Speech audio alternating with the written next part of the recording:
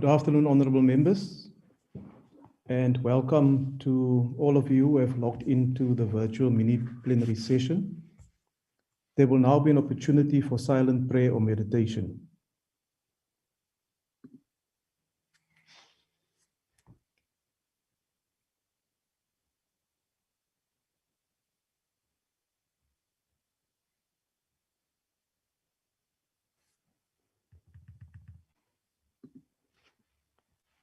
Thank you.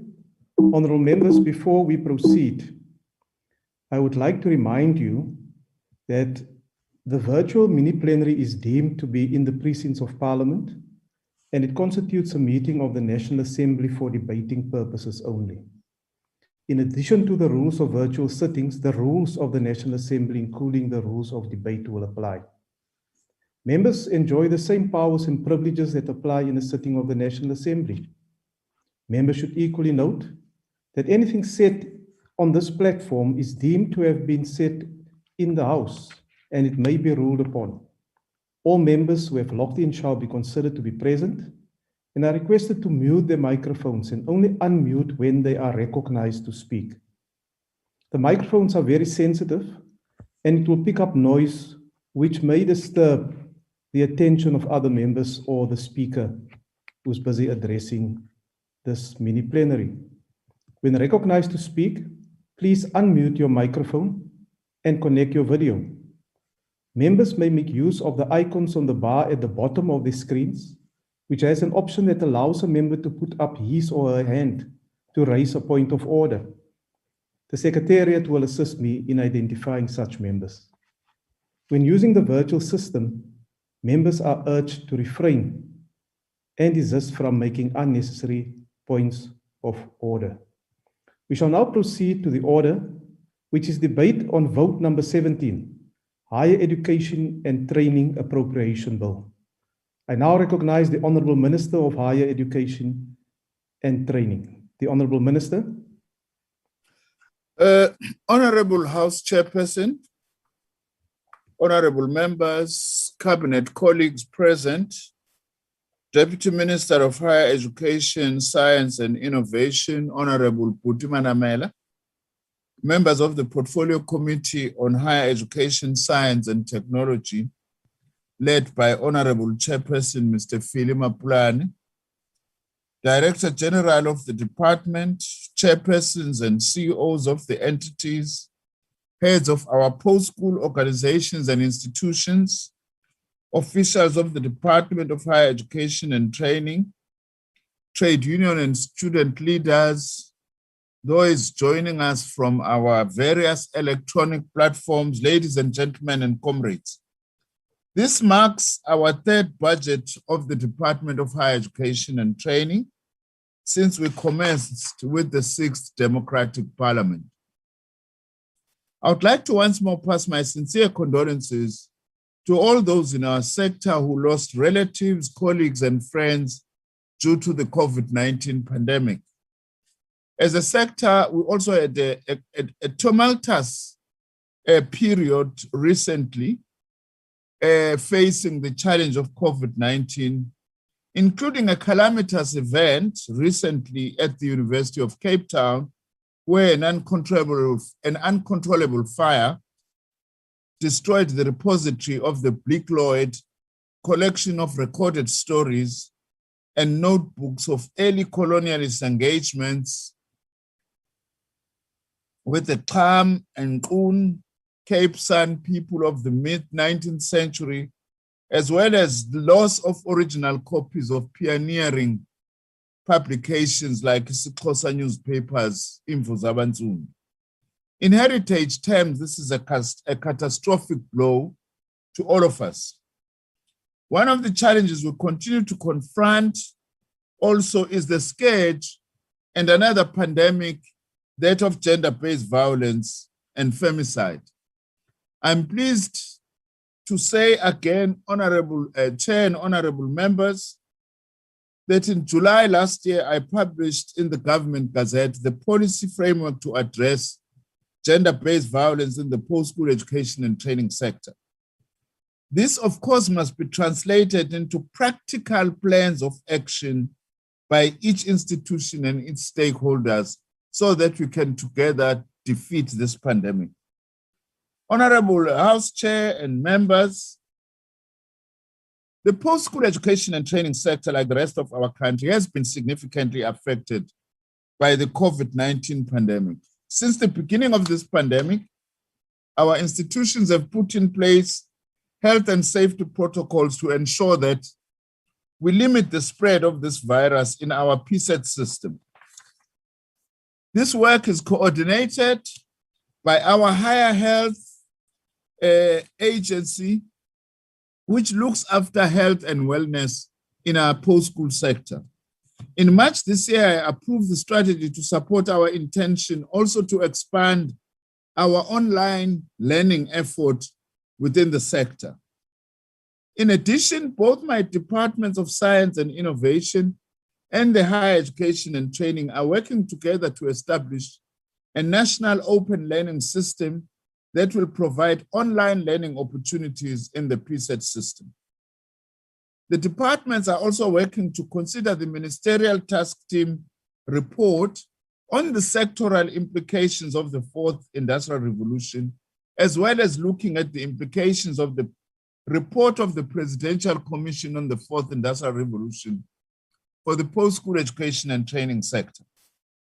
In this regard, and as part of ensuring that no student is left behind in the midst of the pandemic, I'm glad to announce that we've now completed 97% zero rating of our departmental and public institutions' educational websites for universities, Tivert colleges, community education and training colleges, nursing and agricultural colleges. This is significant as it will enable free electronic access to lectures, resources, and other education content for both staff and students. Our department is resolute in the expansion of our public university system, supported by a careful and systematic enrollment planning process that is in line with available resources, capacity, and funding. This process will ensure, Honorable Chair and Honorable Members, equitable participation supported by increased numbers of quality staff, affordable fees, inclusive and sustainable financial aid, and improved infrastructure. We'll also intensify the implementation of our university capacity development program to improve student success and the quality of teaching, learning, and research, and to support curriculum renewal and transformation in our universities. We have also started with the feasibility study, I'm pleased to say, towards the building of 2 more universities in our country. Firstly, the University of Science and Innovation that will be located in the Ekurhuleni Metro, and the Crime Detection University that will be in Hammanskraal, north of Tshwane. We have established steering committees for these projects under the leadership of one of my special advisors, Professor Derek Swartz. Our targeted goal for the Tivert sector is to work towards producing Tivert graduates who are work ready. We continue to improve our Tivert system to ensure an enabling environment for quality teaching by having a competent teaching workforce which entrenches an enterprising culture among students. Currently, I'm pleased to say 14 universities are developing Tivert college educational and training qualifications. In other words, we are now having dedicated lecturer qualifications for Tivert College lecturers. 11 programs have already been accredited by the Council on Higher Education. 3 are already being offered, and the other 8 are planned to be offered from this year, 2021. 6 more universities will be rolling out their accredited advanced diploma in Tivert education in 2022. In addition, and working with the 2 main business organizations, that is Business Unity South Africa and the Black Business Council, we are developing an online teaching and learning platform for Tivert colleges. We are further inviting industry to forward people to serve on the councils and academic boards of our Tivert colleges as part of strengthening partnerships towards producing work-ready college graduates. We have also approved 10 new and or revised subject curricula for our Tivert colleges for 2022. I'm also pleased, Honorable Chair and Honorable Members, to announce that after a 2-decade struggle, we've finally eliminated the Tivert College certification backlog. Just over a month ago, we had eliminated 95% of the certificate backlog, and we would have reached 100%, but unfortunately, some of our students who requested certificates do not qualify in terms of our standards.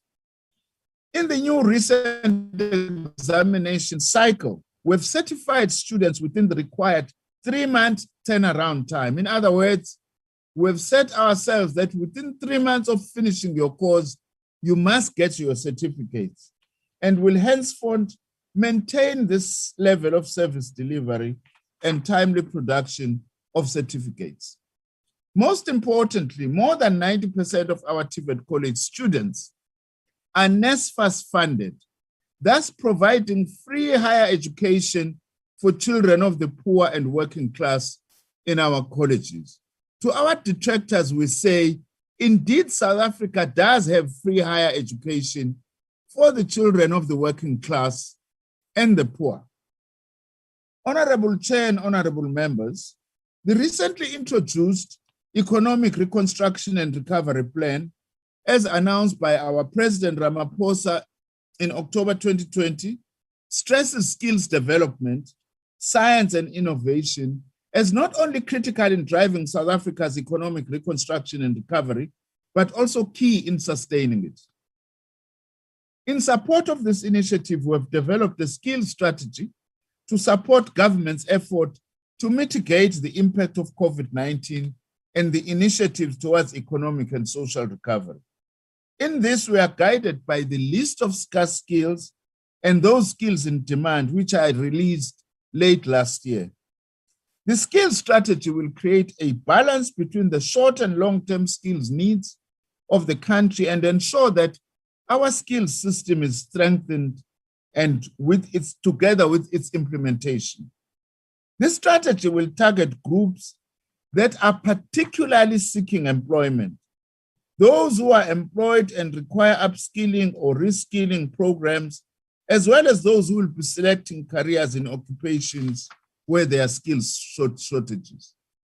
I'm also pleased to say we've also relicensed our SETAs to provide decent opportunities for youth and adults through education and skills development initiatives. We will continue to disperse the skills development levy for this purpose, and we will continue to prioritize artisan development as per the target of the National Development Plan that by 2030, our country must be producing 30,000 artisans a year, a matter that our Deputy Minister will possibly talk more about. We'll also continue to prioritize work-based learning opportunities through revised service level agreements between my department and all of our SETAs, especially focusing on increasing the number of unemployed learners participating in learnerships. To further promote skills development, I'm also pleased to say that we have also entered into a joint initiative on promoting skills development with the German government, as per the agreement signed by the German Chancellor, Ms. Angela Merkel, and our president. This partnership seeks to help South Africa to build a modern, high quality and agile skills development system aligned with our needs in the 21st century. Underpinning such skills development will be an apprenticeship-based Tivert college system similar to the dual system in Germany. This project will see more of our youth absorbed into workplaces while getting the requisite technical skills in a meaningful partnership between the post-school education and training system and industry. We're also going to be focusing on expanding access to our community education and training colleges, which in the past were our adult education centers, and we are advocating a strategy to support these community colleges to meet their enrollment targets by attracting more youth into their education and training programs. We continue to strive that community colleges must expand their offerings beyond traditional formal academic programs, but also to offer skills programs required by adults and communities. The NDP requires our community college system to significantly increase its enrollments in appreciation of the challenge of youth who are not in education, employment, or training. Honorable members, the NSFAS has approved a budget for 2020-2021 of 41.5 billion rand. And this excludes the 6.4 billion additional budget approved. Following the shortfall experienced by NSFAS, we reprioritize our departmental budget to ensure that all deserving NSFAS qualifying students are able to receive funding for the 2021 academic year. We undertake that indeed this will be done. Irrespective of the challenges that we had earlier, NSFAS funding has increased more than fivefold just in 6 years, from 5.9 billion rands in 2014 to 34.7 billion rands in 2020. In the current financial year, NSFAS funding is expected to reach over 43 billion rands, a further increase of nearly 10 billion rands in just 2 years. Indeed, we are meeting our commitment to the poor and the working class of our country to provide free higher education. In support of the expansion of access to the post-school education and training system, the Department of Science and Innovation will also be awarding bursaries to PhD students in particular, and also increase the rest of the postgraduate pipeline. Our Department of Science and Innovation will also be placing graduates and students in departmental funded work preparation programs in science, engineering, technology, and innovation institutions in support of the initiatives towards ensuring the responsiveness of our post-school education and training system. This year, NSFAS received approximately 799,000 applications, with 67% of new applicants being SASSA beneficiaries. This shows how one government program of the child grant is increasing opportunities for those children when they actually finish school to actually access university and college education. We are also examining new mechanisms, possibly backed by both public and private sectors, to support students in the so-called missing middle income bracket and postgraduate funding. In a matter of weeks, I will be tabling for cabinet consideration revised options for comprehensive student funding, including for the missing middle. In ensuring that students are further supported in their studies, NSFAS awarded supply and delivery tenders for laptops for NSFAS students to 4 service providers on the 5th of November 2020. However, surging global demand for laptops triggered by the pandemic meant that NSFAS could not meet its planned delivery of the laptop for 18 April this year. NSFAS is therefore working on a revised timetable to deliver the laptop in batches until 30th of September 2021. Honorable Chair and honorable members, we remain committed to strengthening and developing the PSET sector by investing in infrastructure to provide quality teaching, learning, and research and innovation spaces. The total amount currently available for investment in infrastructure projects across our 26 public universities during the 2021-2022 to 2023-2024 medium-term expenditure framework period is 9.5 billion rands. My department will use this amount to invest in infrastructure projects that seek to achieve the following priorities. Priority number one being student housing, and also infrastructure for facilities for strategic study fields, digital transformation of universities, and effective and efficient use of existing university buildings. We will continue to prioritize infrastructure development at our historically disadvantaged universities to ensure that maintenance backlogs are addressed and the quality of infrastructure delivery management is improved at these institutions. Honorable Chair, my department is currently in the process of reviewing the 2015 student housing minimum norms and standards in order to incorporate student housing at Tivert colleges. We will also use the Capital Infrastructure Expansion Grant to address the serious backlogs in infrastructure maintenance in Tivert colleges, with particular focus on improving the teaching and learning environment. I'm also pleased to say that through our student housing infrastructure program, we have completed feasibility studies for about 14,000 student beds as part of phase 1 developments spread over 6 public universities. University of Fort Hare, one of the first institutions supported through the student housing infrastructure program called SHIP, has recently been completed, and I will be personally inaugurating these beds. Of these 1,437 new beds in this institution at its Alice campus at the total cost of 400 million rands at the end of this month. Phase 1 SHIP developments enabled an investment of 3.5 billion rands, including the DBSA commitment of 1.6 billion debt funding for 12,000 student beds.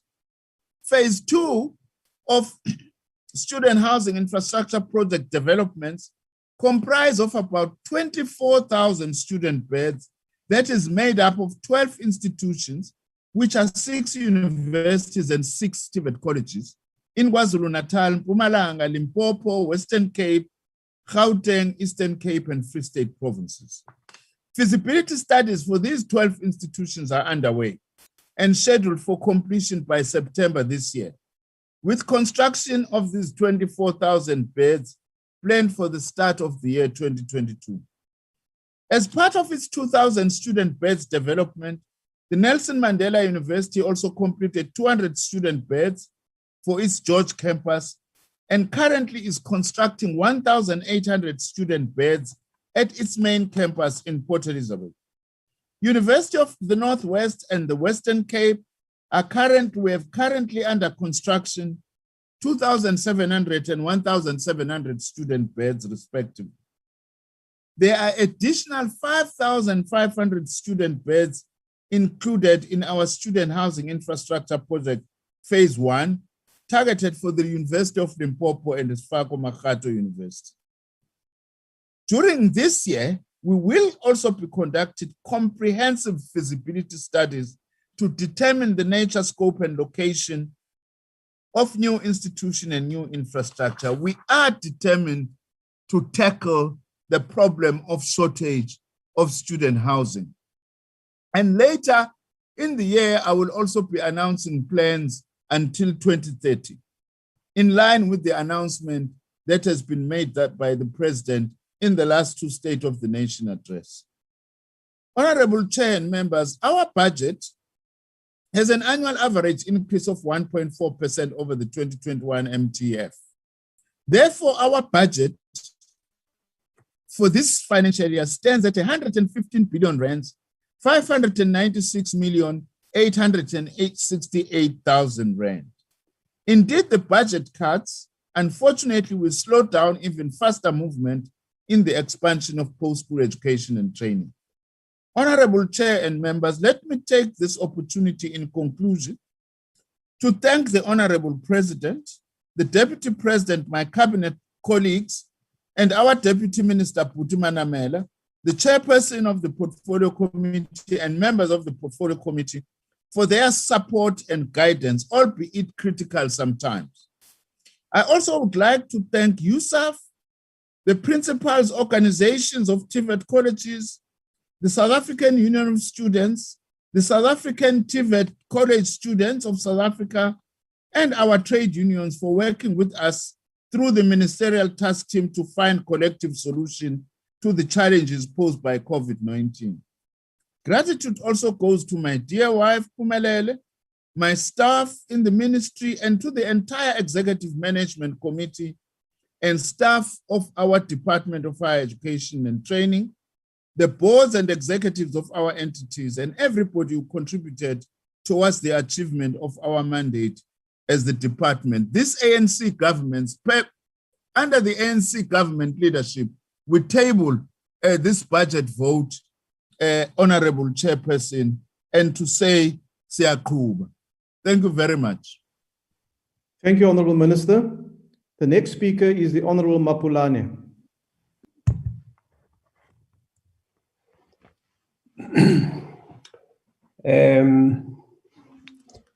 Honorable Minister Nzimande, Deputy Minister Manamela, Honorable members of the Portfolio Committee, all members of Parliament, the presiding officer, Honorable Frolik, fellow South Africans, good afternoon. Exactly 5 days ago, on the 8th of May, the country celebrated the 25th anniversary since the adoption of the Constitution of the Republic of South Africa. The Constitution, which is the supreme law of the Republic and is acknowledged globally as among the most progressive constitutions in the world, is the backdrop upon which the democratic rights of all citizens of South Africa are anchored. One of the fundamental rights is the right to education, which is enshrined in Section 29, subsection 1 of the Bill of Rights. As we reflect on the journey we have traversed in our national efforts to attaining these fundamental rights, we should posit the question that 25 years since the Constitution was adopted by this very House, to what extent have we managed to create an equitable, responsive, non-racial, non-sexist access to higher education and training? The system of colonialism of a special type and apartheid has left a visible scar not only on our collective conscience, but also on our physical being. The consequences of apartheid discriminatory access to education are still evident today, 25 years after the adoption of the Constitution. Studies have shown that the gross participation rates in higher education was 17% and highly skewed by race. The Council on Higher Education report published in 2004 titled Higher Education in the First Decade of Democracy shows that participation rates of Africans in higher education was approximately 9%, 13% for coloreds, 40% for Indians, 70% for whites, despite the demographic representation which shows that Africans constituted 89% of the population in 1993. White South Africans constituted 11% of the population, but white students contributed 48% of enrollments. This higher education participation rates also reflected in the labor market, which is still the case even today. Whites and males still dominate senior management positions and in certain sectors like engineering, bearing witness to decades-long unequal access to education. Honorable Chair, as a direct consequence of the advancement of the People's National Democratic Revolution, the ANC government is turning the corner. Significant strides in access to education has been recorded. Work is continuing to expand access to education and training. The latest published Vital Stats Public Higher Education for 2018 shows that 26% of the total headcount enrollments in the public higher education sectors in 2018, where Africans and also women students were in the majority. The participation rates of Africans increased to 19%, 15% for coloreds, 55% for whites.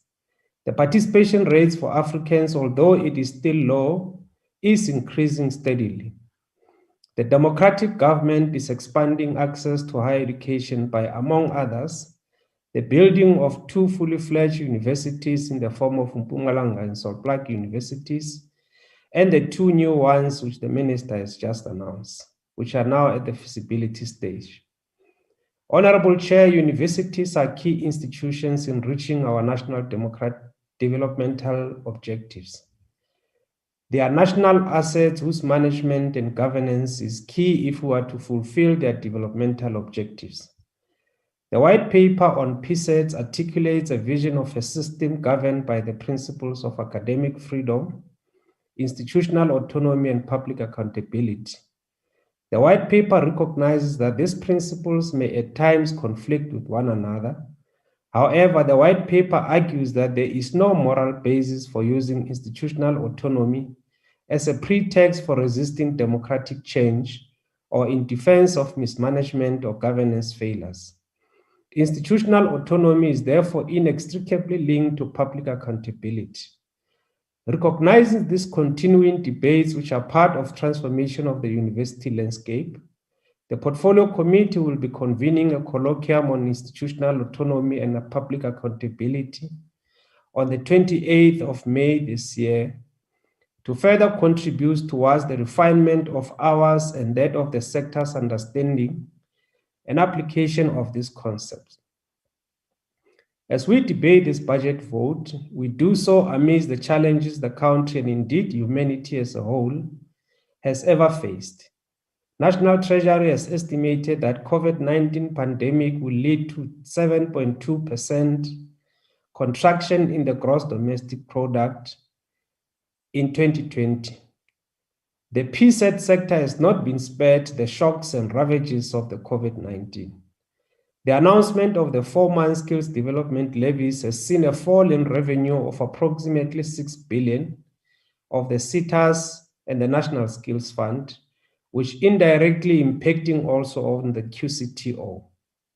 The impact of COVID-19 has been acutely felt by the PSET sector when the budget reductions to the department's baseline budget amounting to 24.6 billion over the MTEF period was announced by the Minister of Finance, resulting in reductions to the NSFAS budget and university subsidies.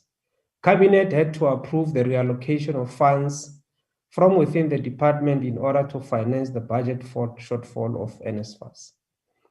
The academic year had to be extended in some universities, which some only finishing this year in March. The South African Qualifications Authority was also impacted by the COVID-19 as the borders were closed. SAQA's ability to generate income from verification of foreign qualifications was severely impacted. In 2021, SAQA had a budget deficit of 19 million, and this resulted in the retrenchment of almost half of its staff complement, which resulted in a critical loss of institutional memory. We would like to commend the efforts of the department in its effort to try and avert this situation. However, the impact was too deep. Jobs could not be saved. The budget allocation of the department for 2021-2022 financial year amounts to 115 billion, which includes the skills levies. However, the voted funds amount to 97.7 billion, shared among the 6 budget programs.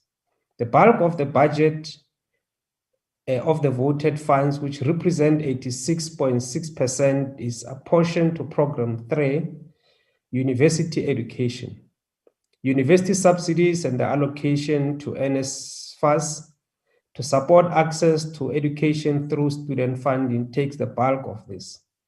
The government continues to support the development of 2 universities in the Northern Cape and in Mpumalanga, respectively 1.059 billion infrastructure efficiency grants, is allocated to the Salt Lake universities and the University of Mpumalanga.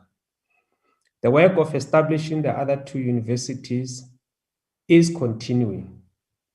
The Tivert sector is allocated 13 billion for 2021-2022. The budget has increased in real terms when factoring in inflation. The support of this sector is very crucial, especially in the wake of the Presidential Economic Reconstruction and Recovery Plan. The enrollment in the sector has been capped to 620,000 annually over the medium-term period, which is to ensure that the resources are allocated to the sector are able to support the enrollment. The efforts of the QCTO in developing occupational qualifications that are relevant to the labor market are slowly paying off. New entrepreneurial digital skills aim at ensuring the responsiveness of the sectors are implemented in the Tivert and the CET sectors. The department will dedicate efforts in the 2021-2022 financial year to addressing the issues of gender-based violence, as announced now by the Minister. Allocation to higher health to strengthen the fight against GBV within the PSET sector is highly welcome, including the allocation of 5 million within the department towards GBV. Artisan development is key to supporting the economic growth and ensuring that relevant graduates with relevant trades are produced. The skills development will ensure that 21,000 learners enroll within artisan development. 147,000 learners will be placed in work-based learning programs and 60,650 in learnership programs. Notwithstanding the budget reductions, we are hoping that our economy will bounce back and return to its former glory of the late 1996 of sustainable growth, and the financial position of the country will improve. We call on all who will be responsible for the implementation of this budget vote to do more with less and to be innovative in their task of ensuring that they deliver services to our people. The ANC supports the adoption of this budget vote, and I'd like to thank you, Honorable Chair. Thank you, Honorable Member. The next speaker is the Honorable King. Chairperson, colleagues, PSC sector stakeholders, and students. Former President Jacob Zuma left the Department of Higher Education with major issues, which has become tricky to fix. His announcement on the 16th of December 2017 of fee-free higher education ahead of the ANC's 54th National Elective Conference has left the National Student Financial Aid Scheme in a financially crippling crisis. By raising the expectations of students through the hashtag Fees Must Fall protest in 2016 and the surprising announcement of the fee-free higher education for poor students, the government should have seen the foresight and note that the start of the following academic year would be critical and should have prepared accordingly with care and sensitivity for the fallout which ensued. The clown moves by the Minister of Finance to steer clear of the higher education budget during his budget speech in February was a clear indication that there were no funds and that NEFSA would be the casualty of budget squeeze with the 6.8 billion cut. At the height of the student unrest, just before the commencement of the 2021 academic year, there was still no finality on funding support for first-year entrants and communication to returning beneficiaries. As we are addressing this house now, at this current moment, the University of Fort Hare Ellis campus is marred by student protests due to the uncertainty looming around the NEFSA's funding. Minister, yes, you are speaking about creating more accommodation and beds, but who will occupy those beds when these students are not funded? Tekwini Tivert College students are still uncertain of the dreams of being funded. And whilst more students are excluded financially, more empty promises are being made.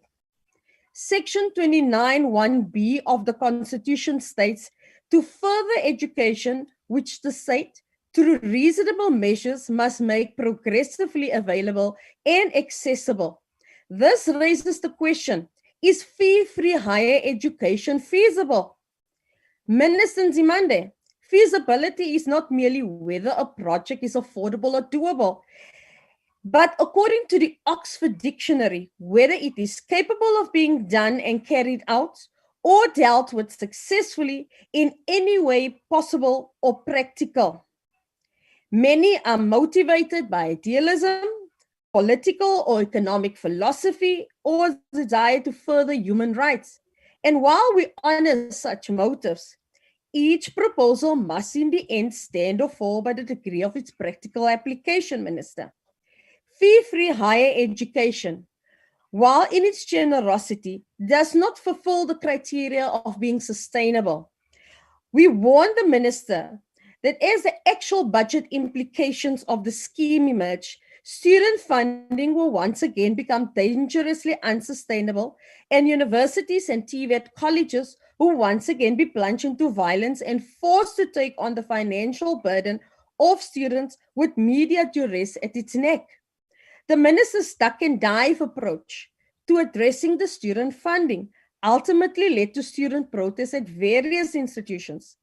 The destruction of property and the loss of life can squarely be laid at his feet due to the correlating and chain effect of his poor decision-making.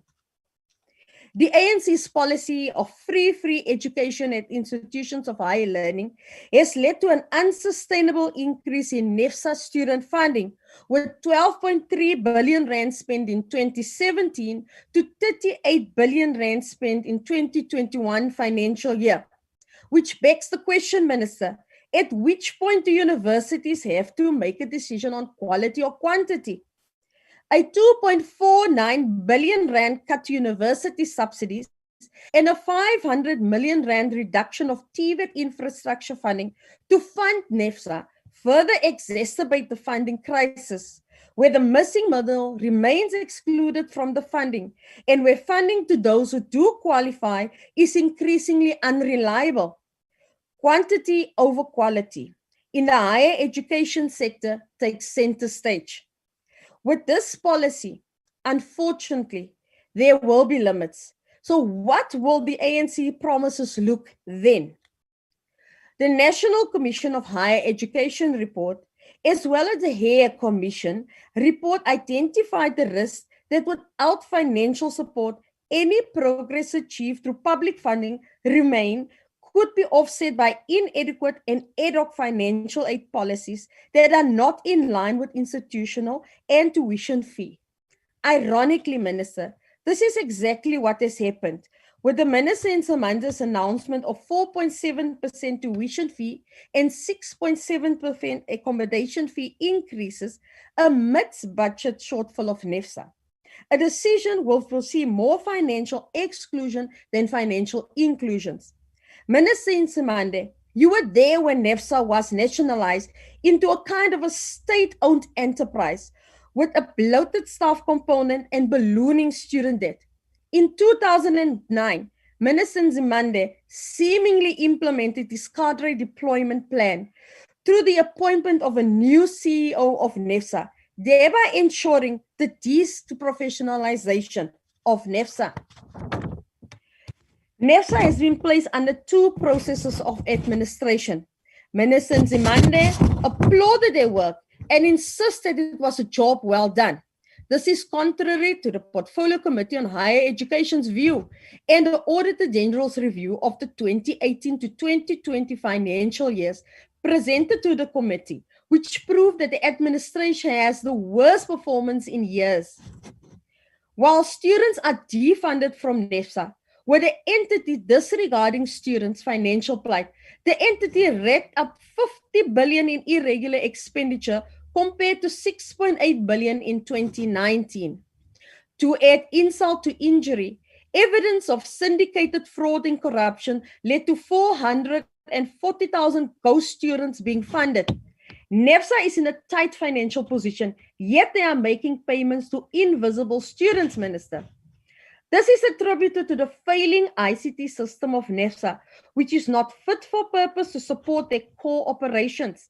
The ICT system is not capacitated to deal with huge application numbers.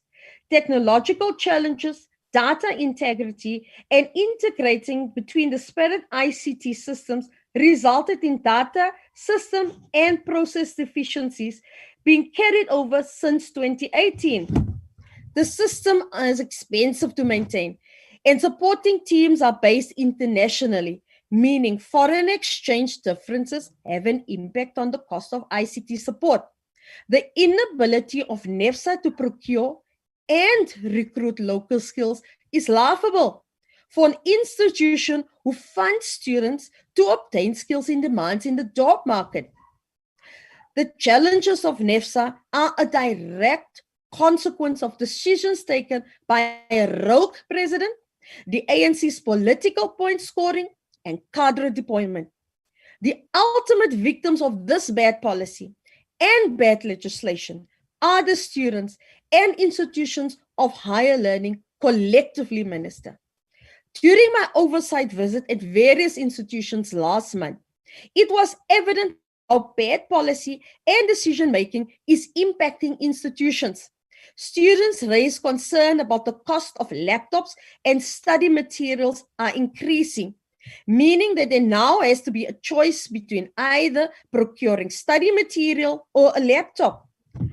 I saw first-year returning students worried about their NEFSA payouts.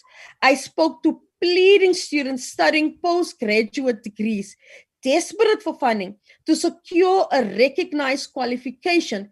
And yet, Minister, you say that PhD students will be funded. Where is the mismatch in communication between you and NEFSA when a second degree will not be funded by NEFSA?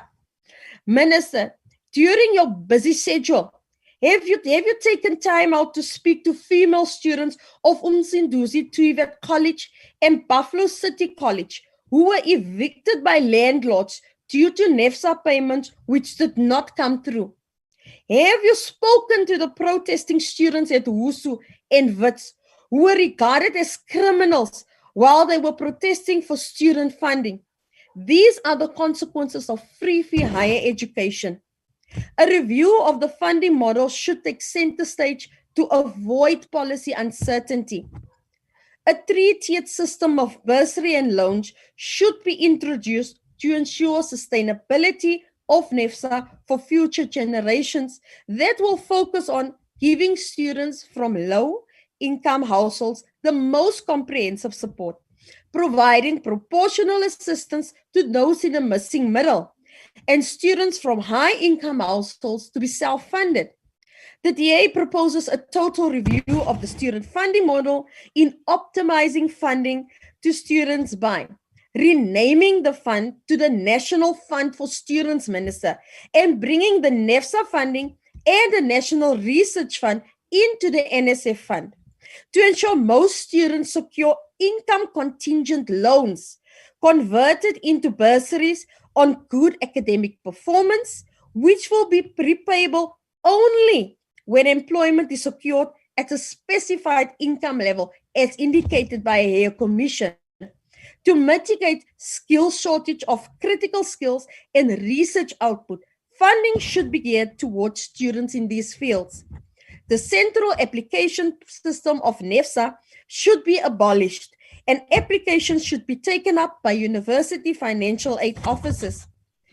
Creating a funding database of students that need funding or crowdfunding, allowing companies to set filters to find types of candidates they want to support for university or college sponsorship, for learnership, entrepreneurship, or internship. Minister, the irony is that you will leave a legacy of a dysfunctional and an unstable financial aid scheme and the transformation of successful universities into low-level training institutions by continually implementing bad policy of free fee higher education. Minister, all of the things we learned from the COVID-19 lockdown is that our tax base have shrunk, leaving little room for budget increase. more students will need financial assistance and investment in critical skills, which is of paramount importance to ensure higher education is confronting challenges in our economy and in our society.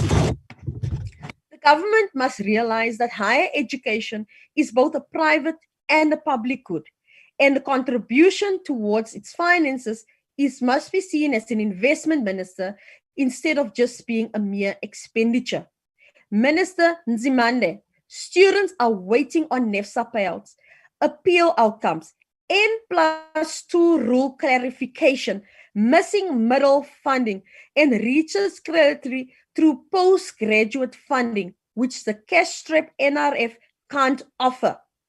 The status of these students, Minister, is really a status of the true reflection of democracy. Students are waiting for the answer. Answer them, Minister. Thank you, Honourable Member. The next speaker is the Honourable Tambo. Thank you very much, Honourable Chair. The EFF rejects the higher education proposed austerity budget. We must register this as a point of departure, that the budget for the higher education, science and innovation sector is a product of the feeble-minded economic policy that defines South Africa today. By this, we mean there is a broader agenda in this country to chronically underfund and cripple social welfare and developmental efforts through cutting public spending with no reasonable prospects of achieving people-centered growth. Education, the cornerstone of any society and a fundamental developmental indicator, is a victim of this deliberate attempt to subject South Africa to permanent junior status in the world. The budget plan tabled here today is nothing but an endorsement of failure that has defined this department ever since the so-called communist known as Mr. Nzimande occupied the position over a decade ago. We will outline this by pointing to specific non-plans and how chronic underfunding during a pandemic that requires comprehensive reconstruction of how the sector operates is a recipe for disaster. Firstly, we must note that to cut the baseline budget for higher education by 24.8 billion is indicative of a government that is allergic to knowledge production, which is of no surprise if we were to consider where the country finds itself in terms of the economy and unemployment. Year after year, there is supposedly consultation within the higher education sector and civil society on what needs to be done to improve access to higher education while promoting academic excellence and quality research. Seemingly, though, all of these consultations are for show, because none of these proposals manifest themselves pragmatically. Instead, stakeholders are ridiculed by a loud-hailing minister who has led the charge of reducing intake at UNISA, one of the most technically ready institutions in Africa and the world, to adapt to distance learning and increase the intake of students into the sector during a pandemic. It is a department that is complicit in the reducing of the allocation of NSFAS by 6.8 billion rand, reducing university subsidies by 5 billion rand, and a staggering 947.1 million reduction on Tivert infrastructure grants. These palpably stupid decisions will result in institutions of higher learning having to drastically reduce their intake, meaning thousands of young people will be condemned to drug abuse. The cutting of Tivert infrastructure grants means a continued abandonment of the vocational sector in a country that is desperately in need of vocationally qualified people to lead industrialization, as seen in powerful nations such as China. One wonders, what is the point of South Africa being a member of BRICS if we can't learn one of the most basic developmental lessons from our counterparts? Instead of making meaningful change, Nzimande's tenure has been characterized by withholding of qualifications for over 106,000 graduates, and there is no plan in his budgeting to alleviate this, to allow for these students to register their postgraduate studies and transform the postgraduate sphere and apply for jobs properly. As we are gathered here, the chronic... Honourable Tambo. Thanks, sure. With the point of order, let me just hear what the point of order is before I allow you to continue. Member Papo, Member Tambo just called Minister Nzimande and just used that first word like that without any reference to honorable or minister, and that's against the rules. It's a lie. I said Mr. Nzimande. We're not bound to call him honorable on anything like that. He just said, I'm lying now. He violated Thank you, Honorable Papo. It's a lie. Your point is noted. Honorable members, let's continue to refer to one another in respectful terms. Please continue, Honorable Member. Thank you, Honorable Chair. As I was saying, instead of making meaningful change, Mr. Nzimande's tenure has been characterized by withholding of qualifications for over 106,000 graduates. And there is no plan in his budgeting to alleviate this, to allow for these students to register for their postgraduate studies and transform the postgraduate sphere and apply for jobs properly.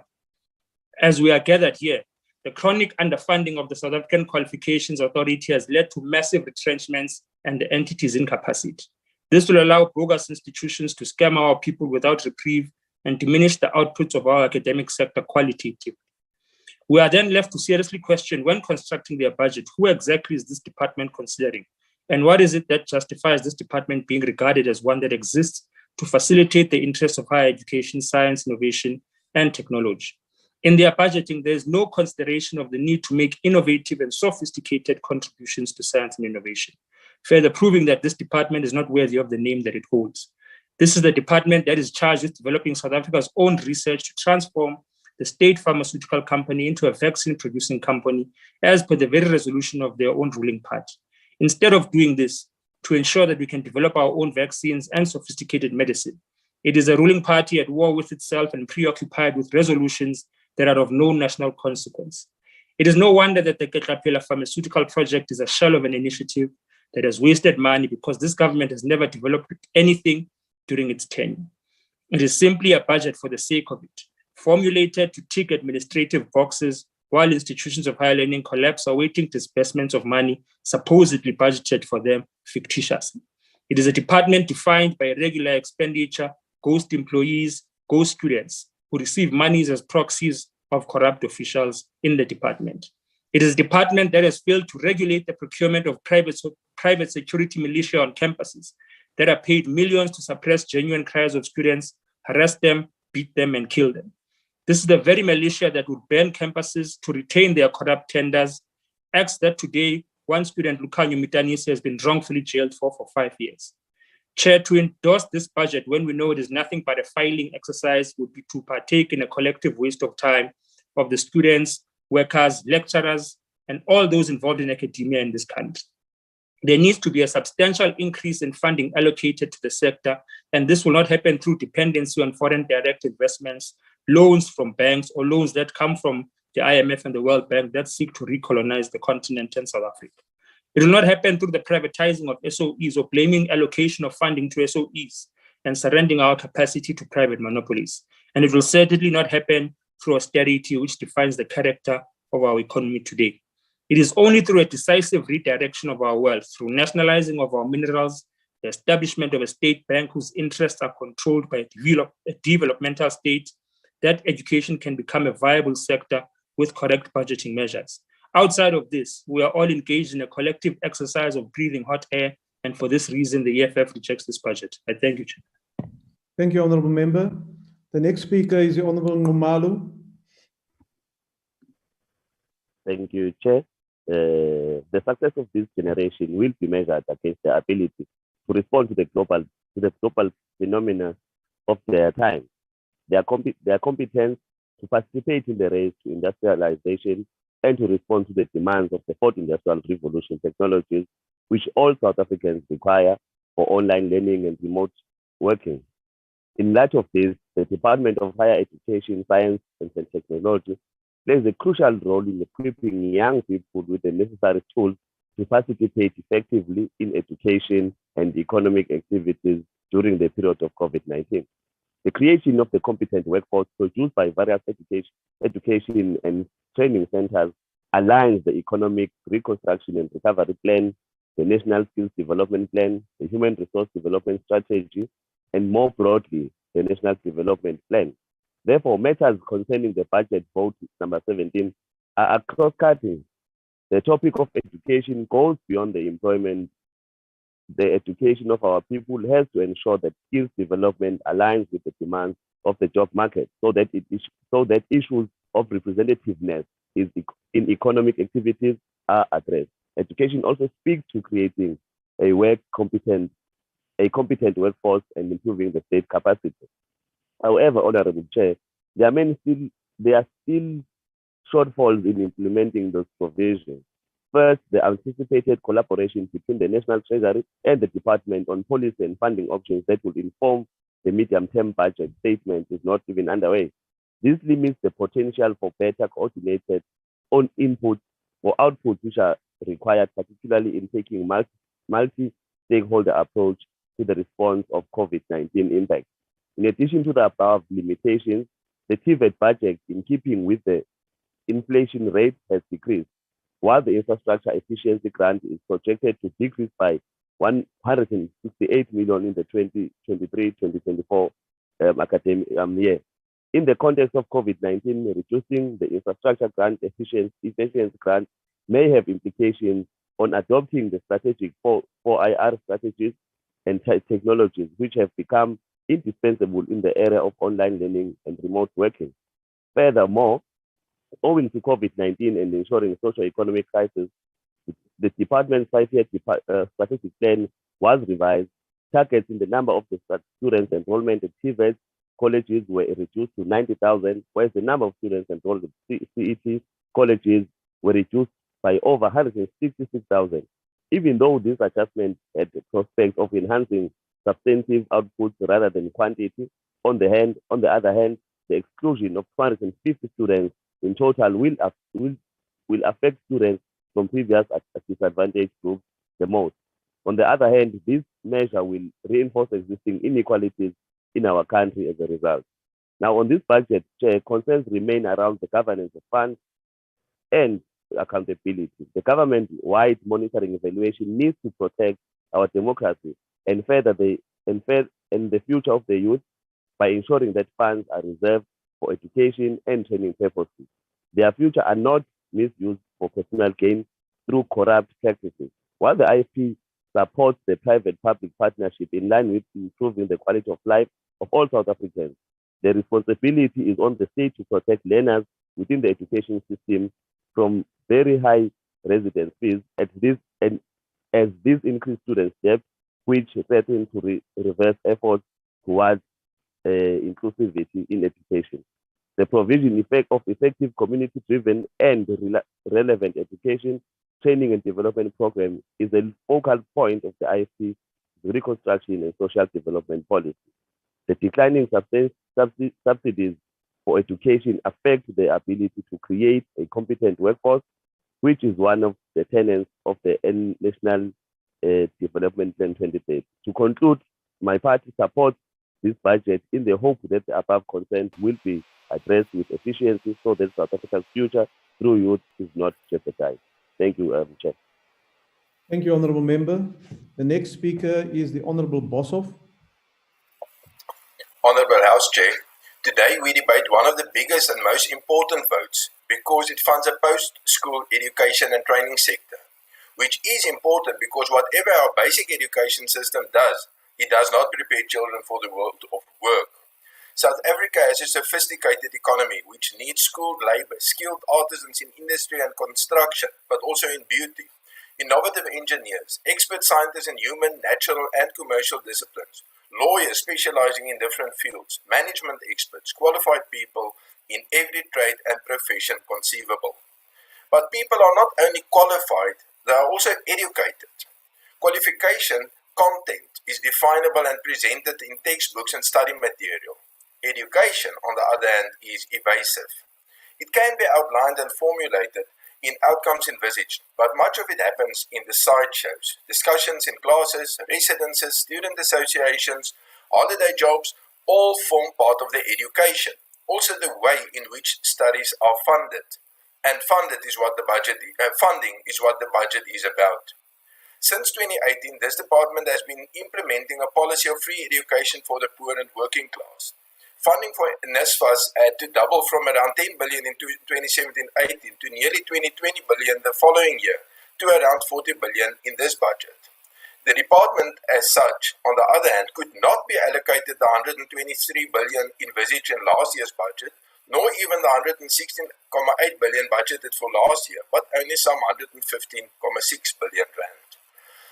Take note that NSFAS received more, while the department as a whole received less. The grants of universities had to be cut accordingly, robbing Peter to pay Paul. In the national budget, but also within higher education and training, productive spending is cut in order to maintain social spending. That is cautiously descending the fiscal cliff rather than tumbling down, which is commendable because it could possibly be reversed. What hinders the department is a set of flawed ideological notions. One is that higher education and training should be free, not financed by loans or bursaries, but by grants. This is a fatal notion because there's never enough to be handed out for free. The N+2 rule allows students to spend 5 years on a 3-year degree without incentive to use only 3 years or penalty for using 5. However, if a student is tax registered when awarded a NSFAS loan, the money can be recovered when the qualified person starts working.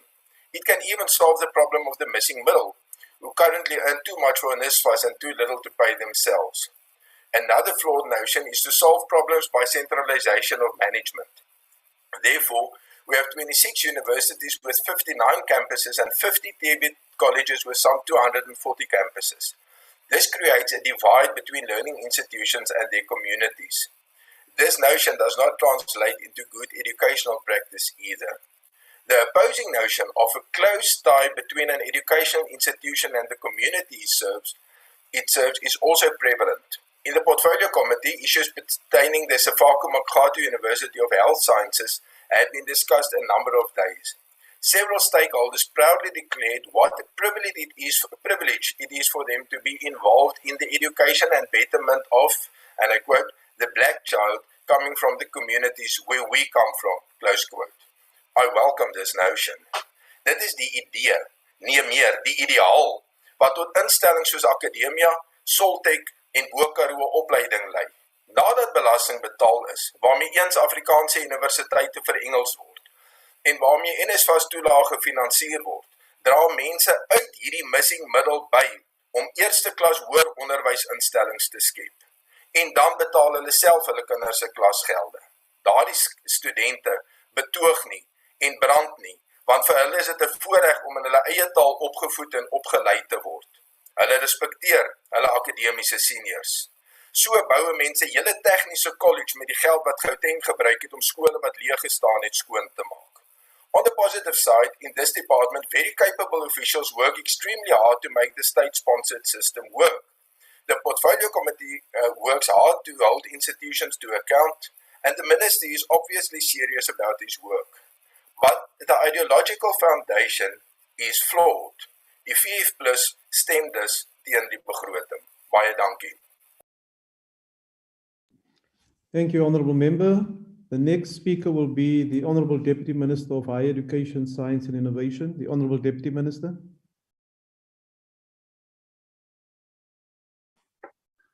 Thank you, Honourable House Chair, Honourable Members, Minister of Higher Education, Science and Innovation, Honourable Dr. Blake Zimande, members of the Portfolio Committee, together with the Chair, Mr. Philip Mapulani, DG, and senior staff from the department, chairpersons and CEOs of entities, heads of our post-school organizations and institutions, officials of the department, ladies and gentlemen, it is my honor and privilege to join the Minister in presenting this budget vote of the Department of Higher Education and Training. In his inauguration speech in May 1994, Nelson Mandela declared that out of the experience of an extraordinary human disaster that lasted too long, must be born a society of which all humanity will be proud. Our daily deeds as ordinary South Africans must produce an actual South African reality that will reinforce humanity's belief in justice, strengthen its confidence in the nobility of the human soul, and sustain all our hopes for glorious life for all. These words remind us of the noble commitment that we as a people made 27 years ago at the birth of our democracy, a commitment to usher in a society of which all humanity will be proud of. Honorable members, by all accounts, 2020 has been a challenging year for the post-school education and training system. The COVID-19 pandemic and the national lockdown continues to impact on teaching and learning at our institutions. our institutions had to move to emergency remote multimodal teaching and learning for much of the 2020 academic year, which had to be extended, with some institutions continuing until March 2021. The goal for the system was to save lives and also to save the academic year. All institutions have now completed the 2020 academic year. We supported the implementation of the plans through the allocation of a COVID-19 responsiveness grant in 2020-2021 that was utilized towards teaching, learning, and assessment activities. Institutional plans were aimed at, amongst others, the acquisition of devices for students and staff, the upgrading of learning management system, ICT hardware, bandwidth, ICT security features, acquisition of appropriate software applications, the distribution of data to students and staff, and the implementation of catch-up programs as students return to campus. We will continue to monitor the implementation of the COVID-19 PSET response to teaching and learning plans during the 2021 academic year and to support institutions for the 2021 academic year. We will take every opportunity to learn from our response to the pandemic so that we're able to understand how hybrid and blended learning approaches to teaching and learning can be improved and in the PSET sector so that we integrate all of this into the system. In our effort to strengthen the Tivert college sector, we established a capital efficiency grant, which was originally focused on the maintenance of current infrastructure. In addition to the rollout of the maintenance of Tivert colleges, new infrastructure is continuing within a downscaled budget. We're pleased to report that of the 16 sites which we started in 2014, 4 of these have been occupied by their recipient colleges. Msinga, KwaGcikasi sites are scheduled for completion within this quarter, Balfour and Ngqongqoshe in the 3rd quarter of this year. Great Town is scheduled for completion in the 4th quarter of this financial year. There are further 3 sites, which includes Vryheid, Giyani, and Nkandla B, which are underway within this financial year. In addition, there's co-funded project with Tshwane North and Tshwane South Tivert colleges and the People's Republic of China, which will commence in the 3rd quarter of this financial year. Through the centers of specialization, Tivert colleges are playing a central role in artisan training as the response to economic reconstruction and recovery plan. And as the minister has indicated, these are part of the skills strategy working with SETAs to address the immediate crisis of COVID-19, as well as changing demands, aspirations, and expectations of people, employers, and communities. Artisan training will empower people throughout their lives with skills they need to get on in life and support better productivity and innovation. Currently, centers of specialization are training 1,260 apprentices at 26 sites on 13 trades, which we believe are needed within our economy. These occupational trades are scarce and critical for building infrastructure. In our efforts to strengthen the community education and training sector, our CETs, we have appointed all eligible employees in the sector on permanent employment with a retention of their conditions of service. We've been working hard to implement the standardization of pay and benefits for eligible academic staff in CET colleges, with effect from 1 May 2021, which will result in equal pay for work of equal nature. Furthermore, all CET colleges are implementing the National Sector Plan as informed by the white paper on PSET, and through this, the sector managed to reconfigure the landscape from 3,276 learning sites to 1,791 in pursuit of quality and efficiency. We're pleased to report also that through our partnership with the MICT SETA, we will be introducing 54 pilot centers identified in the CET sector, and a commitment of 40 million rands has been set aside for ICT laboratories. One of the exciting initiatives within the CET space is the construction of the Agricultural Skills Center at Reeds in the Free State, where 60 million has been set aside for this purpose. Over the years, the nature of higher education has changed, and students face new and varied challenges in navigating higher education. To respond to these complexities, we're working with stakeholders in the sector to develop a student governance framework that will provide a framework for ideal students' governance models in the university sector, and that will contribute towards functional and effective student governance in public higher education. We now understand the challenges we face much better than we did during the inception and the second wave of this pandemic. In responding to COVID-19, Higher Health, and through our agency Higher Health, we were able to implement COVID-19 protocols, screening stations, student volunteer programs within our campuses. We have directed Higher Health to establish a COVID-19 Warriors campaign by ensuring that there are over 10,000 student volunteers who have been trained by Higher Health with the advocacy work that they've been conducting throughout every campus. We're also proud that Higher Health has extended the 24-hour toll-free dedicated student helpline to the CETs, and we urge students to use this particular call, and we've seen how effective this was in attending to some of the post-trauma need of the students at the University of Cape Town and everywhere else in all our institutions. As the honorable members may be aware, sexual harassment and gender-based violence on our campuses in South Africa remains a social problem requiring greater intervention and support. To this extent, we established a gender-based violence technical task team to guide the implementation of the Department of Higher Education and Training policy framework to address gender-based violence in the PSET sector, which the minister launched in July 2020. Members, these are some of the interventions that we've made over the period under review. And to conclude, I wish to share with you the inspirational story of 24-year-old South African Mihle Mvelakubi. Mihle is a qualified bricklaying artisan who studied in the former Tivert College of Cape Town. And as a student, he used his skills to open his own engineering company, Mvelakubi Civil Engineering. This would not have been possible as alleged by the honorable member from the DA, had it not been of the platforms created by fee-free higher education. And I wonder where the member has been throughout when students have been on the street demanding that we provide fee-free higher education. When asked what he hopes to achieve, Mihle stated that one of their main aims is to create job opportunities in order to lower unemployment and boost the South African economy. One of his proud achievements was representing the South Africa team in the bricklaying trade at the 2017 World Skills International Competition in Abu Dhabi, where there were 76 other competitors. The story of Mihle is a powerful one, and it's a representative of our democracy. Thank you very much, Honorable House Chair. Thank you, Honorable Deputy Minister.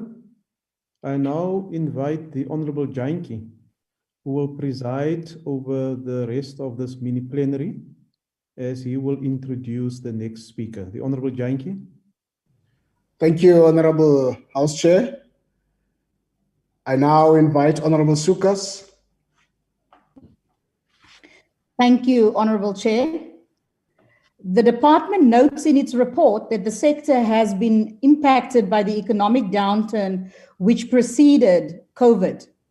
The fact is that the poor performance of the department is one of the causes of that economic downturn. Hundreds of billions have been spent on higher education and training over the years, but millions of our citizens remain unemployed. The current configuration of NSFAS increases our debt burden and pushes us to the edge of the fiscal cliff. This deters investors, and therefore you spend billions to educate graduates, but there are no jobs for them when they leave tertiary education. Every year, the department needs more money, and this impacts, among others, the basic education department. This means learners coming from schools are less able to successfully complete a course of tertiary study. Hundreds of thousands of graduates take years to find employment, if they ever do. Many of those who are lucky enough to find employment have to accept jobs for which they are overqualified. We must have the world's highest number of graduate waiters and baristas. These are jobs that many students used to do while studying, and they have now become the jobs they are studying for. Turning to university students, One merely has to speak to students and parents, and they will tell you that many undergraduate qualifications do not open the door to employment. The student has to embark on postgraduate studies. Therefore, eager first years are being sold a lie when they enroll unless you fund postgraduate education for low-income students as well. The other solution is that the department work with our universities to restore them to their world-leading status. Year on year, our university rankings fall while other developing and BRICS nations improve their rankings. We have 8.5 million youths who are not in employment, education, or training. The majority of them are girls and young women. We therefore welcome the commitment by Amalusi to implement the long-delayed National Senior Certificate for Adults and call on the Department of Higher Education and Training to support this. We need robust plans to re-engage these citizens with learning. This sector needs a carefully conceived, holistic plan that puts students first, not bureaucrats. COVID-19, Chair, is not just a challenge. It is an unique opportunity for the sector to transform and meet these challenges. The ACDP calls on the Minister and the department to reach out to all sectors of society to develop a comprehensive plan to reform the higher education sector. I thank you. Thank you. I now call upon Honorable Nkwangwa.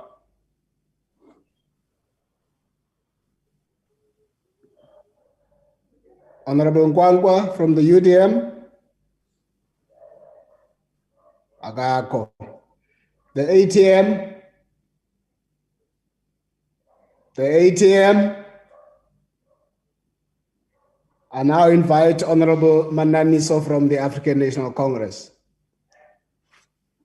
Thank you, Chairperson, Honorable Minister, Deputy Minister, Honorable Members, peace stakeholders, and fellow South Africans. In memory of those we have lost due to COVID-19, we will continue practicing and observing COVID-19 protocols. And those whom we lost due to GBVF, Aluta continue. Honorable Chair, the African National Congress for the Liberation Movement is in a struggle. Whatever you have switched on, please switch it off, just so that we can hear you properly. There's a lot of echo. If your TV is on, please switch it off. No, there's nothing that is off. I'm alone behind. Go ahead. Go ahead. Okay. The African National Congress for the Liberation Movement is in a struggle for social transformation. The post-schooling education and training sector has been a key component of affirming the social order which marginalized blacks and women. The budget vote is designed to respond to the commitment made by the ANC to the people of South Africa in creating equal opportunities for all South Africans, including those who did not complete schooling. This higher education budget vote responds to the social and economic challenges facing our nation. The scale of gender-based violence is a priority of the ANC government. The implementation of the gender-based violence policy framework is a critical intervention for the sector to ensure all institutions have norms and standards in addressing issues of GBV awareness among students. The department will also be developing and collating transformative materials, curriculum, tools, and approaches for prevention of discrimination. This includes the training and support for capacity to deliver gender-based violence and femicide prevention intervention. The fact that the majority of students abilities are women is an important milestone for the sector in transformation and to address gender equality. Chairperson, the ANC acknowledges the commitment by the department through higher health of being part of the integrated GBVF response strategy. We would like to urge our scholars to use all avenues and systems in place to combat the pandemic, because it is only through their usage that our people can monitor and evaluate the effectiveness and efficiency of government services. Gender mainstreaming must find expression in our educational curriculum, institutional policy, and in all initiatives that are undertaken within the higher education system. Discrimination discrimination and racism in some universities requires a systematic transformation. As such, racism is mainly institutional. We need to teach the youth through this sector to respect and internalize appreciation of women, LGBTIQ+ society, and PWC as equal, irrespective of their race and color. Honorable Chair, the mental health of students is another key focus the department should further support in order to ensure psychosocial support exists in higher education institutions. Accessibility in higher education for persons with disabilities is another critical priority. The budget support for disability units in Tivert colleges as part of ensuring equal support in the sector.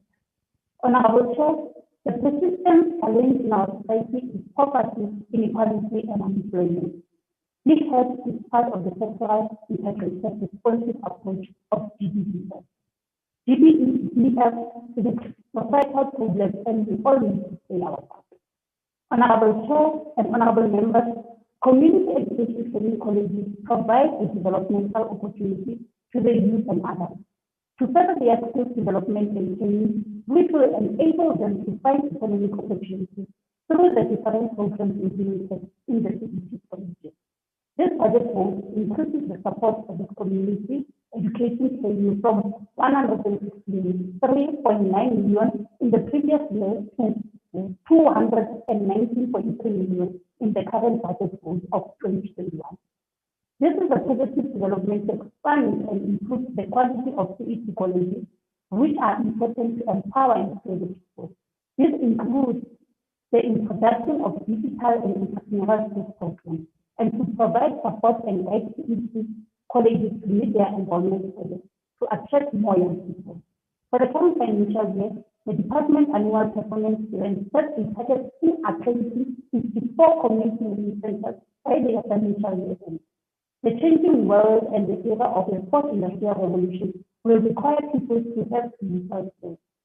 Despite the increase in the budget budget, the infrastructure backlog in community education training, which negatively impacts class attendance, as teaching and learning takes place in the evening, infrastructure support will be the critical to encourage people to enroll with CET colleges.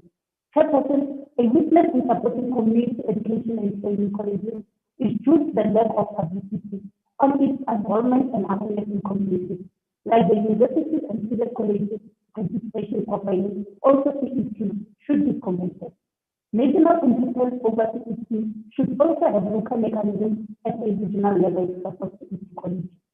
CET colleges still require a lot of support from various stakeholders in order to create support ecosystems to expand its impact, particularly among the youth who have not started their studies. The CET system will be piloted in 54 community living centers by 2024. Honorable Minister, Deputy Minister, as I was conducting my CPO constituency work, I interviewed the school principal who is the host of one of the cities at Kotalanga School in Samarkand, and one of the scholars who attends at the satellite CET at Paramatinya Secondary School, Ms. Makaba, who is 45 years old. They agree with the community that CET must be given attention to teachers because it is only their own for those who need that opportunity to finish or continue with their primary and secondary school upbringing. Honorable Chairperson, increasing literacy through adult education and training is important for employability and the development of an open learning. Teaching support materials will improve the outcomes of the training. The African National Congress supports the budget vote 17 as a tool to transform the lives of our people, particularly the poor and the marginalized. As I conclude, the President has echoed the statement that this year, as the sixth Parliament, ours is to follow up on the commitment that was made at the agency. We support the budget. Thank you. Thank you, Honorable Mananiso. The African Independent,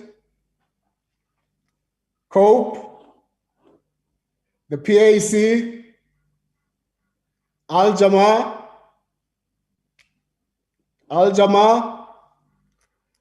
Abeko Bong. I now invite Honorable Letia from the African National Congress. I must also add, before he speaks, that Honorable... Thanks, Chair. How much time do I have? I have not given you to speak yet. I was just speaking to say, Honorable Philip Mabulane saved 3 minutes. I'll be adding 3 minutes to Honorable Letzia. So he now will have 14 minutes. Thank you very much. Thank you very much, Honorable Chair, Honorable Minister, Deputy Minister, Honorable Chair Mapulani, all members of the committee, members of Parliament, and indeed the biggest stakeholders in the sector, the students at home. The ANC in its 2019 manifesto to the people of South Africa committed to ensure that Tivert colleges are adequately funded and respond to the country's skills need and high levels of unemployment through progressive policies such as the skills levy and placing education as an apex priority of government. The coronavirus has had a significant impact on the well-being of the people and their livelihoods. The democratic breakthrough has brought about a new trajectory of the post-school education and training sector. 26 years of the democratic and ANC-led government has seen the expansion of the higher education to bring about social transformation. Less people work today, and the world is adapting to the digital age and the fourth industrial revolution. The budget vote supports a focused training on digital skills for 50 Tivert colleges. This is a welcome move, which will give students the edge as the digital economy continues to grow.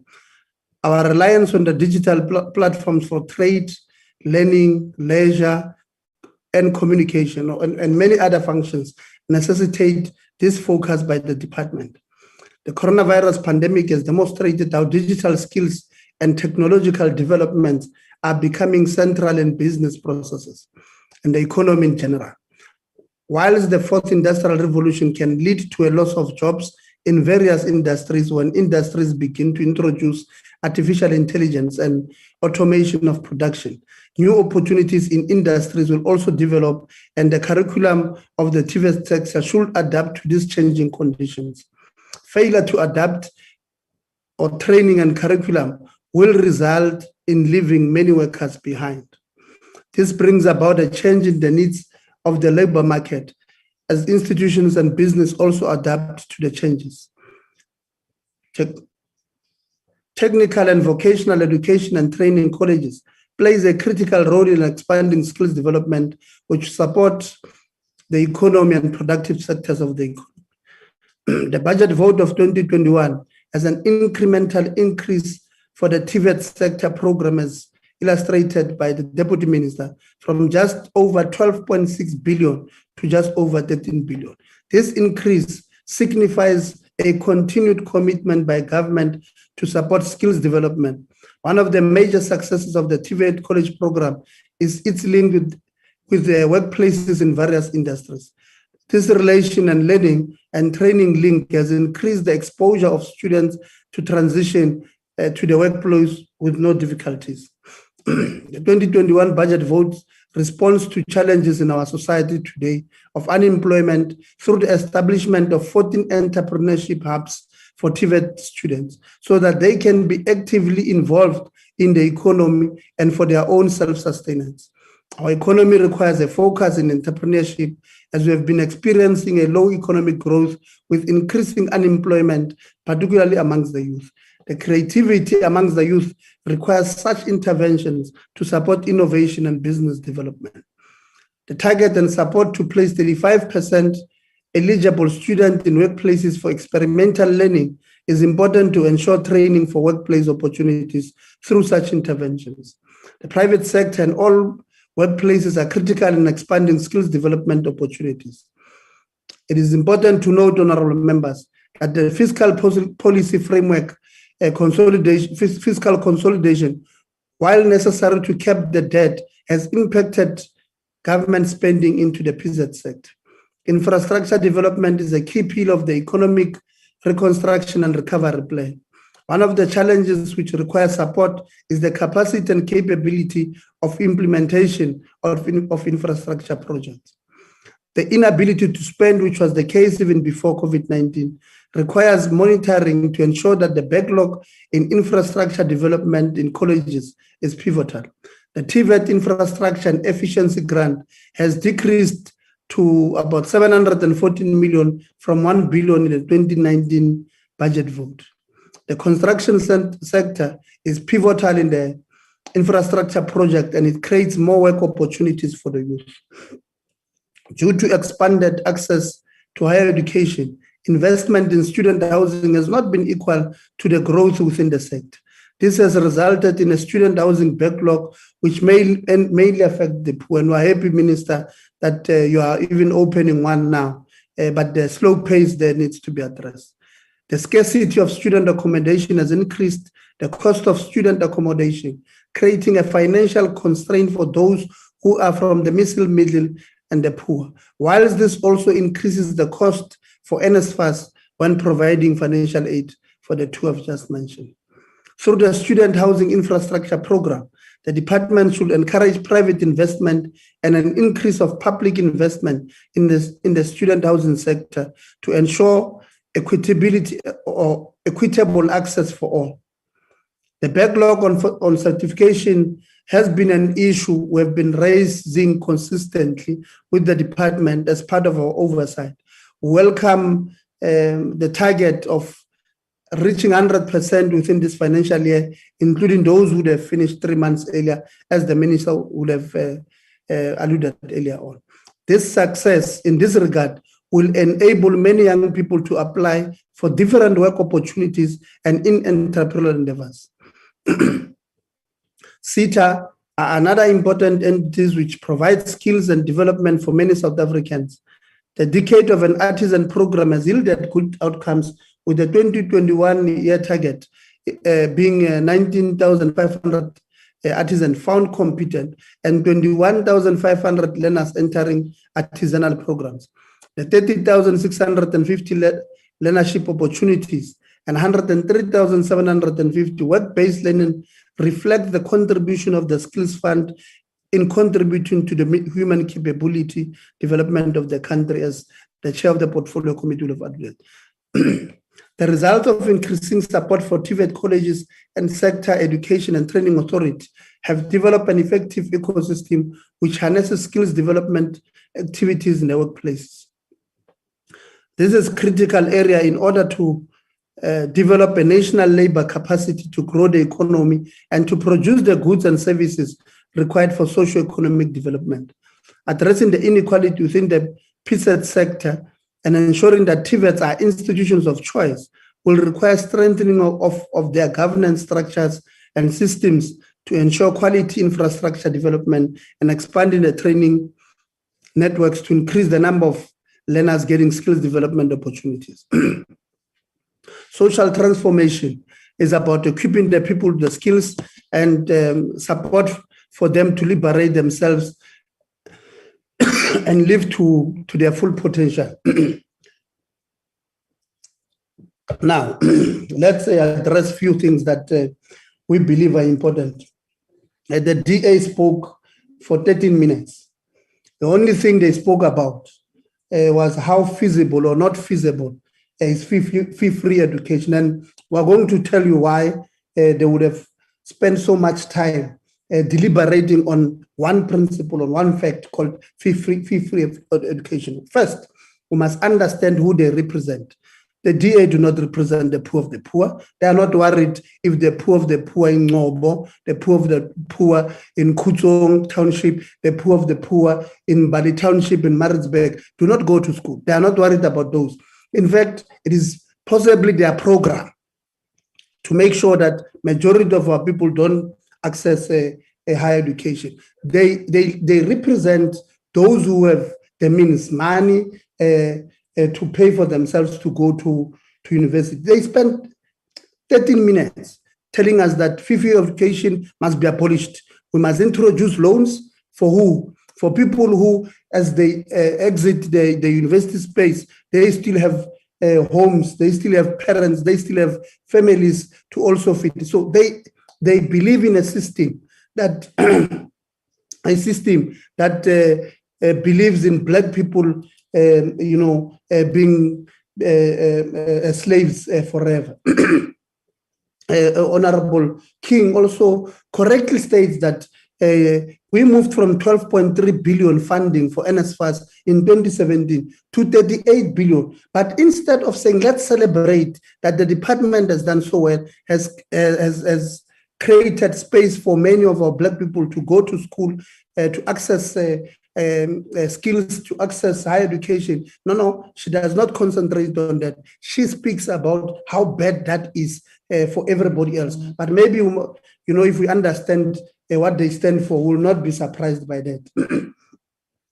She speaks about ICT systems being a problem at NSFAS, but at least if she was honest, I would expect her to have said, let's thank the ANC for being the ones to raise this thing in the portfolio committee as a problem. And we have engaged with NSFAS and said they must make sure that they going to change this system. And maybe let's give feedback also. I think on what is happening currently at NSFAS is that the new leadership of NSFAS, they are looking at changing the ICT system that will respond to the needs of today, because they are currently using a system that was designed for the previous funding model. And all of these things paints a picture of the DA. And I will not be surprised. She speaks about a rogue president of the NC who made a pronouncement in 2017, a rogue minister, and all of these things. But maybe we don't understand the word rogue. I think,